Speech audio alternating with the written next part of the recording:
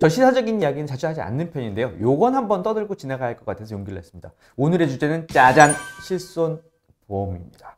말도 많고 탈도 많은 실손보험. 오늘은 실손보험 관련해서 이야기를 좀 해보려고 합니다. 백내장 수술 이야기 혹시 주위에서 들어보신 적 있나요? 수술을 받으면 당연히 돈을 쓰는 게 맞을 텐데 수술을 하니까 용돈까지 벌더라. 요게 백내장 수술이죠. 아직 수술도 하고 돈도 버는 백내장 수술에 대해서 이야기를 못 들어보셨다. 세상 너무 착하게 살고 계실 겁니다. 이게 무슨 상황이냐? 백내장 수술을 하러 가면 코디네이터나 실장이라는 사람이 나와서 실손보험 혹시 가지고 있는 거 있냐고 물어본답니다. 실손보험 있다고 하면 아주 밝은 표정으로 공짜로, 아니 수술하면 돈을 거꾸로 드린다고 친절히 상담을 해주는 거죠. 실손보험, 실제로 이제 손해를 본 만큼 보상해주는 보험이니까 병에 걸렸을 때 갑자기 목돈 들어가는 거 없이 공짜로, 뭐 물론 엄밀히 말하면 공짜 아니죠. 아플 때 큰 돈 안 쓰려고 평소에 보험료를 내놨던 거니까. 그런데 공짜를 넘어서서 돈을 돌려주겠다. 조금 고급지게 표현하자면 리펀딩 해주겠다. 이거 뭐 기부금 내고 세금 돌려받는 것도 아니고, 사실 듣다 보면 이런 꿀이 없죠. 어차피 해야 할 수술을 하면서 그동안 냈던 보험료까지 환급받는다니까. 이런 이야기를 전화상으로 처음 들었는데 연변 사투리를 쓴다 이러면 크게 의심해야 됩니다. 백내장 수술 요 단어만 다른 단어로 싹 바뀌면 절대 혹하면 안 되죠. 이거 거의 100% 보이스피싱이에요. 전화 사기일 텐데, 문제는 이런 보이스피싱 사건에서 나올 법한 일이 우리 사회에서 너무 뻔뻔하게 자행되고 있다는 겁니다. 그것도 합법의 테두리 안에서 말이죠. 법적으로도 아무 문제 없이 옆집 아줌마가 백내장 수술 받고 용돈까지 받았다니까 마치 내 돈 주고 내가 백내장 수술 받은 사람들은 세상 바보처럼 대접받는 세상은 요지경. 착하게 산 사람들이 오히려 손해보는 이런 상황은 반복되면 안 되죠. 그래서 제가 오늘 한번 떠들어보는 겁니다. 자꾸 이야기해서 이거 이슈를 한번 만들어 보려고 해요. 또 알아요? 이거 미투나 뭐 약투 이런 것처럼 손투 뭐 이런 거 한번 떠들썩해지면 우리 사회가 조금 더 정의롭고 살만해지죠. 이번 이 사태의 진상을 자세하게 한번 알아보면 이렇습니다. 백내장은 나이 먹으면 수정체가 혼탁해서 생기는 대표적인 노인성 질환이에요. 유병률이 65세 이상에서 한 90% 이상이라고 하니까 뭐 거진 다 걸린다고 봐야 돼요. 누구도 안 걸린다고 장담할 수 없는 노화의 일부죠. 실은 백내장 수술이 문제가 아니라 백내장 수술을 하면서 넣는 인공수정체가 문제인 건데요. 백내장 수술이라는 게 결국 혼탁해진 수정체를 제거하고 이걸 대신하는 인공수정체를 넣어주는 거거든요. 문제는 이 인공수정체의 가격이 천차만별이라는 겁니다. 기본적으로 백내장 수술에 넣던 단초점 인공수정체 가격은 보통 수십만 원 정도 수준이거든요. 그런데 요즘 이 노안 교정을 한다고 나온 단초점 말고 다초점 인공수정체가 출시되면서 이 조용했던 백내장 수술 시장에 아주 사단이 발생한 건데요. 다초점 인공수정체는 싼 건 한 33만 원짜리도 있는데 문제는 하나에 500만 원짜리 있다는, 양 하나 하면 1000만 원. 진짜 부르는 게 값인 상황인 거죠. 백내장 수술을 하는 환자는 대부분 고령이잖아요. 노안 오기 전에 백내장 수술하는 사람은 없습니다. 그러니까 노화의 순서가 노안이 먼저 오고 난 다음이 백내장이거든요. 그러니까 백내장 수술을 하면서 비싼 다초점 인공수정체를 넣어가지고 수술비를 높이고 이 부담을 실손보험사에다가 부담을 지우자. 의사 좋고 환자 좋고, 이거 완전 좋은 짬짬이가 발생하는 겁니다. 여기까지 들어보면 어차피 수술하면서 환자가 노안이 없었던 것도 아니고 뭐 평소에 그럴 때 쓰려고 들어둔 보험료 한번 제대로 다 쓰겠다는데 뭐가 문제냐? 라는 분들도 계실 것 같아요. 문제는 여기서부터 발생하는데요. 자본주의 사회에서 돈이 사람을 얼마나 흑화시키는지 보여주는 이야기를 지금부터 들려드리겠습니다. 일단 백내장 수술을 하는 환자한테 다초점 인공수정체가 다 필요한 게 아니에요. 대표적으로 저희 어머니 저번 달에 백내장 수술 받으셨거든요. 근데 근시가 심하신 분이었어요. 원래 연세 들면 근시가 꼭 나쁘지만 않습니다. 연세 드셔서 근시가 심하면 그림 그리거나 책 보고 그럴 때 돋보기 없이 하실 수가 있거든요. 그래서 이제 고령의 근시는 황금 근시라고도 하는데요.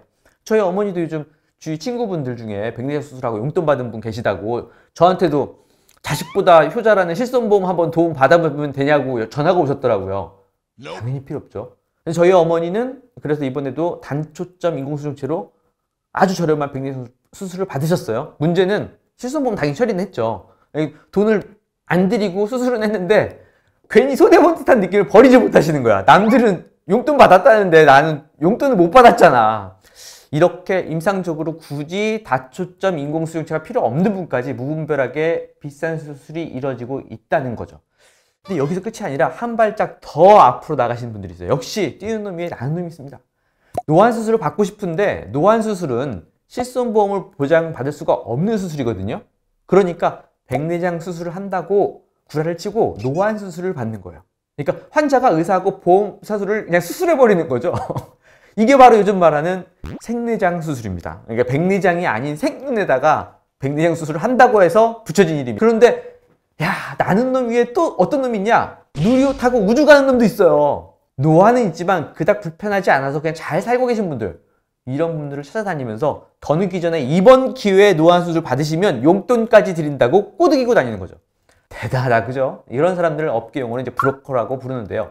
이분들이 환자 한 명당 이렇게 꼬셔서 안과로 데리고 가면 수술을 받고 얼마씩 챙겼다?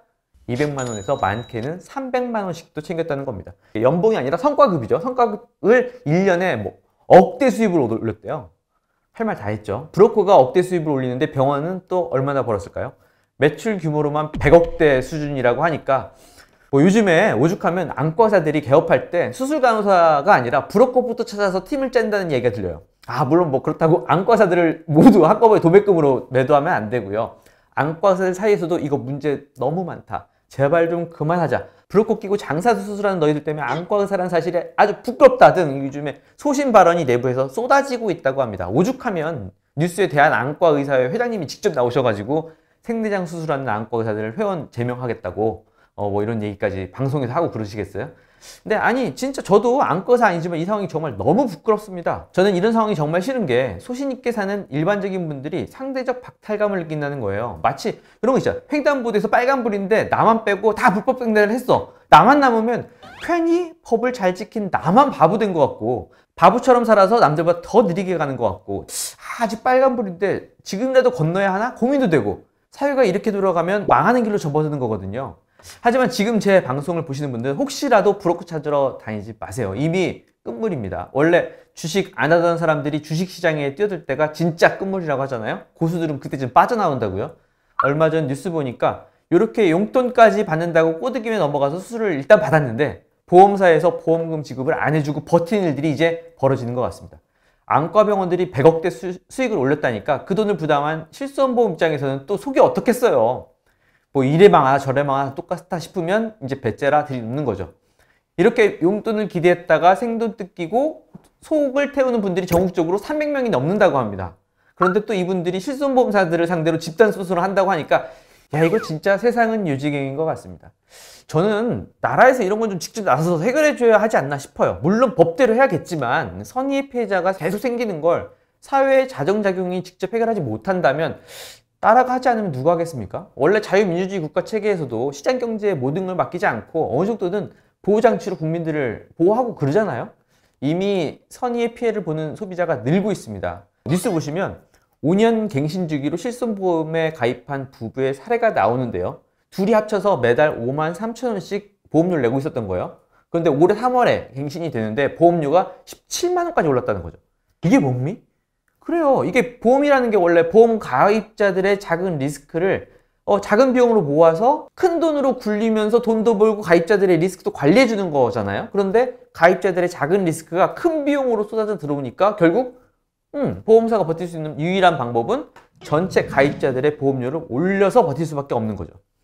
결국 우리 부모님들이 용돈 좀 받겠다고 필요 없는 수술을 받으시느라 평소에 아프지도 않고 보험료만 꼬박꼬박 내던 자식들한테 보험료 폭탄이 떨어지는 거죠. 실손보험 정말 좋은 보험 상품 아닙니까? 실제로 들어가는 돈만큼은 제한 없이 보상해 준다는 거니까. 그런데 이런 상품의 가치를 브로커와 몇몇 의사들이 자기들 주머니 채우느라고 훼손하고 있는 거죠. 일단 정부에서도 이 이슈를 모르고 있지는 않습니다. 이건 올해 1월에 나온 뉴스인데요. 2022년 1월에 금감원이 3,900만 명 실손보험 가입자들의 실태를 자세히 파악했다고 했거든요. 근데 벌써 반년이 흘러서 7월이니까 이건 뭐 진짜 자세하게 파악하는 중이긴 한 것 같은데 빼보인 사람 누구죠? 일벌백계 기대하겠습니다. 아니 100억대 매출로 이미 단단히 챙겨놨는데 앞으로 하지 못하게만 하고 이거 손방망이 처벌로 끝난다면 앞으로 또 이런 보험에 미세한 틈이 발생했을 때 어떤 과에서 어떤 의사들이 어떤 브로커들이랑 또 이런 일들을 벌이게 될지 모르잖아요. 권선징악의 사례를 꼭 만들어 주십사 부탁드리고요. 그래야 그동안 파란불이 켜질 때까지 줄창 기다리고 있었던 우리 소신 있는 안과 의사 선생님들 자신의 지난 과거를 멋진 추억으로 회상하면서 앞으로도 소신을 지키는 삶을 사시지 않겠습니까? 오늘 준비한 깜찍 널든 여기까지입니다. 피스!